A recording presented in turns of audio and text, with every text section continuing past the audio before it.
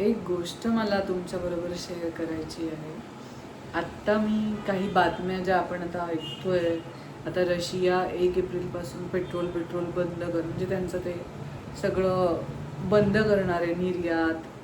तर हे सगळं ऐकून माझ्या डोक्यात आलं की बाबा आता इंडक्शन आपण घेऊन ठेवूया. तशी माझ्या घरात गॅसची लाईन आहे, मला काही तसं टेन्शन नाही, पण ती पण कधी बंद होईल काय सांगता येत नाही. तर खायचं कसं? माझ्याकडे एअर फ्रायर तर आहे, पण एअर फ्रायरमध्ये काय काय डाळ तर बनवू नाही शकत ना. सो मी इंडक्शन शोधत होते. मी फ्लिपकार्टवर बघितलं, मी रिलायन्स डिजिटलवर बघितलं, ॲमेझॉनवर तर काहीच अवेलेबल नाही आहे आणि इथे काहीच अवेलेबल नाही शहराच्या ठिकाणी.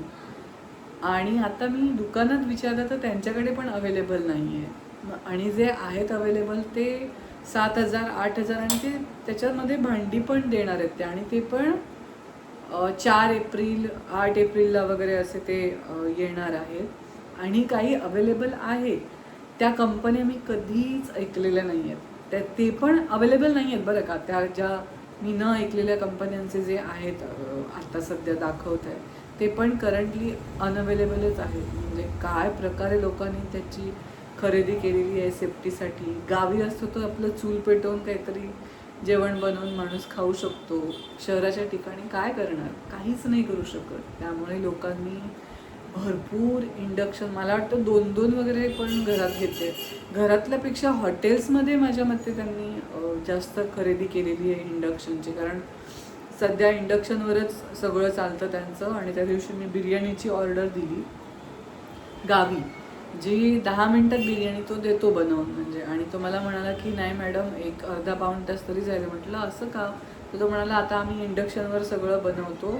आणि म्हटलं प्राईस पण वाढवली का तुम्ही? तर नाही म्हणाला, प्राईस तर नाही वाढवले. गावी प्राइजेस वाढवलेले नाही आहेत लोकांनी, म्हणजे हॉटेलमध्ये.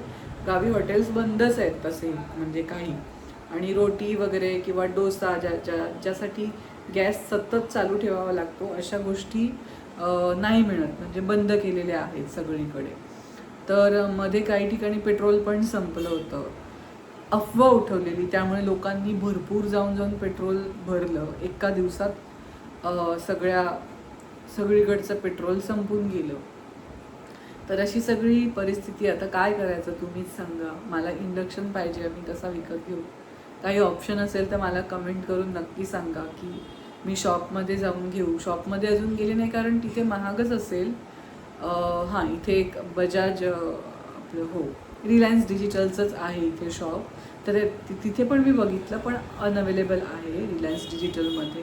आता प्रत्यक्ष जाऊन मला बघायला लागेल, पण मला वाटत नाही ते 5 ते 6 हजारच्या खाली अवेलेबल असेल. मी खूप साधा बघत होते, म्हणजे असे टच पॅनल नको मला, किंवा एकदम साधा 1-2 हजार वॅटचा आणि पुश बटन असलं, म्हणजे जे बटन दाबून आपण जे ऑपरेट करतो तो वाला मी बघत होते. पण नाहीच आहेत, अवेलेबलच नाही आहेत. कुठून मिळणार सांगा?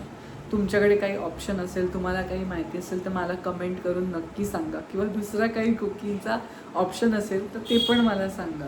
माझ्याकडे तशी पाईपलाईन आहे, तशी घाबरायचं काही कारण नाही आहे. पण पाईपलाईन जर बंद केली किंवा त्यांनी काहीतरी म्हणजे मध्ये 2 तास बंद असं काहीतरी केलं तर मात्र घोळ होणार माझा.